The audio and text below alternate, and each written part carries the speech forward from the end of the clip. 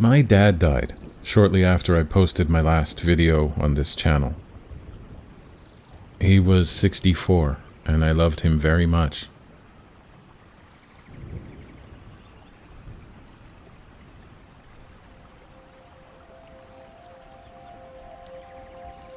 About a week earlier, I'd had him over for dinner. We ordered Chinese and, oddly, played some video games. I say oddly because Dad never really played games, but he was interested, so I showed him some of my favorites. He got a real kick out of the whole concept of Rocket League, driving up the walls and flipping end over end. It's a silly game. Dark Souls 3's graphics impressed him, but he said he'd never play a game like that, though he seemed a little more interested when this happened.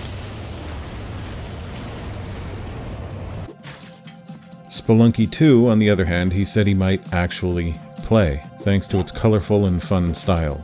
It just looks more like games from back in the day. It's approachable. I didn't have the heart to tell him.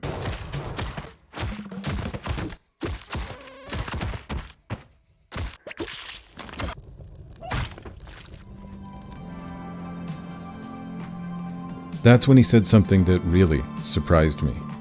For a person who didn't play games, he sounded very sure when he said, "You know what the best game is?"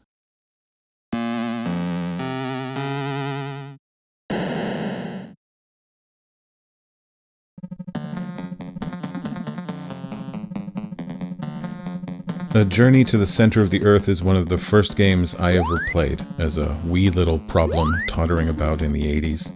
I remember playing it together with Dad and his daughter, also technically known as my sister, and trying to work out its puzzles as a team. From a child's perspective, this game was endlessly mysterious and full of possibilities. As an adult, and with considerably more experience playing video games, it's a little easier to wrap my head around. It's not exactly endless, and to figure it all out, all you really have to do is find 11 treasures and bring them up to the surface for safekeeping. Simple enough on paper, but actually doing it can ask a lot. Most of my memories with this game are of things like falling repeatedly to my death, or being swarmed by these flappy, seagull-looking things, while I frantically tried to find my gun. Now, after years of training the gaming lobe of my brain, it's still pretty much a lot of falling to my death.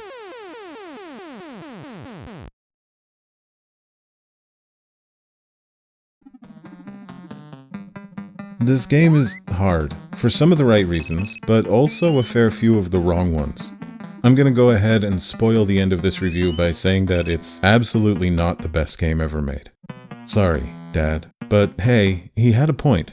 Held next to modern marvels with HD graphics and realistic breast physics, this game doesn't look like much. But most games from this era amounted to chasing colored dots around the screen like a cat with a laser pointer, racking up a high score while using our primitive imaginations to pretend that something much more interesting was going on.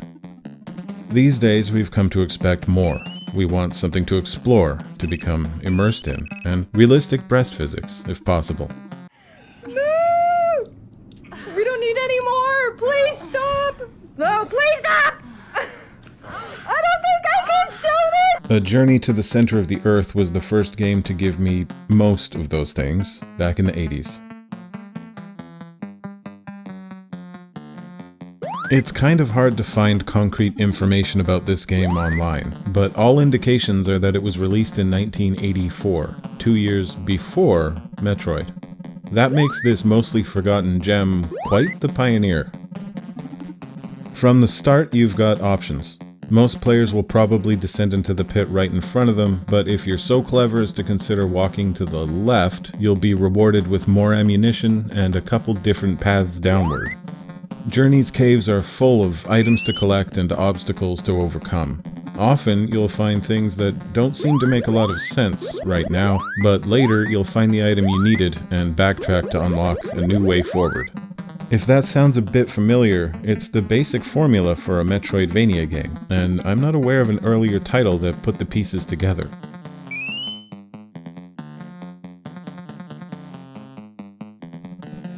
The game is technically based on the Jules Verne novel of the same name, but that doesn't really matter because there's no real semblance of a plot here.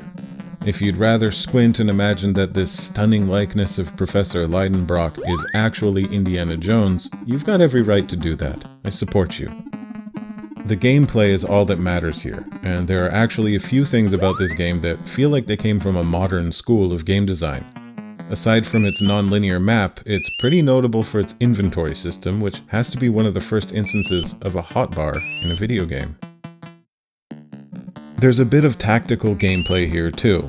You only have 8 inventory slots to work with, or more realistically 6, because going over that will over-encumber you and you lose the ability to jump and climb.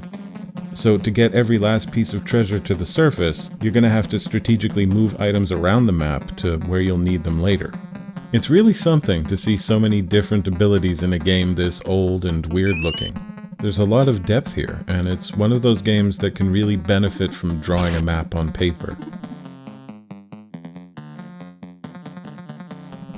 As much as A Journey to the Center of the Earth was ahead of its time in some ways, there are a few things about this game that, even back then, seemed kinda janky. The jump button is the biggest problem. Your character has 2 different jumps mapped to the same button.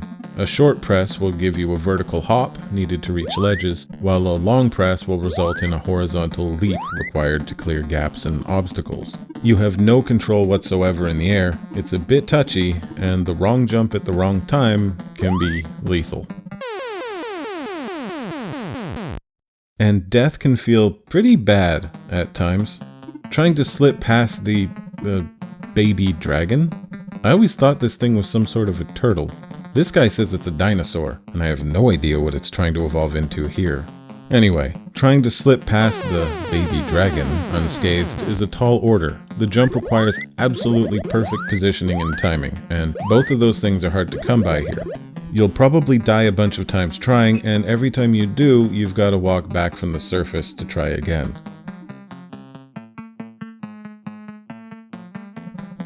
Fortunately, Journey is self-aware enough to make an effort to keep things from feeling too punishing.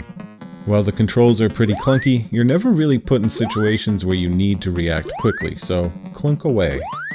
When vampire bats are closing in on you, which by the way is apparently what these things are, you might fumble to pull out your gun, but you've actually got plenty of time. Just don't panic. I said, don't panic.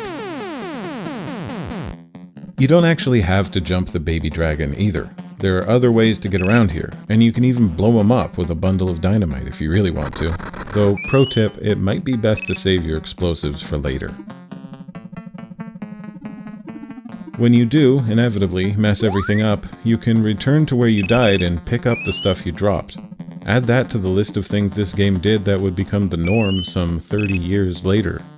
There weren't too many people who could appreciate this game in its own time, but those that did were in for a very special experience.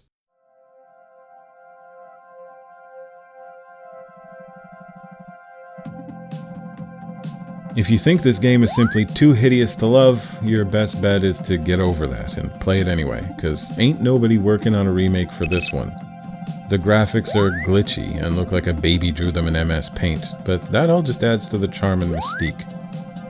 A Journey to the Center of the Earth is a game that few people took note of in its own time. It feels primitive now, but it's amazing how much this strange old game got right.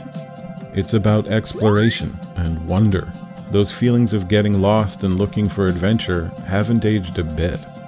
This is where some of my earliest and fondest memories live, down in the caves with Dad, searching for the next mystery.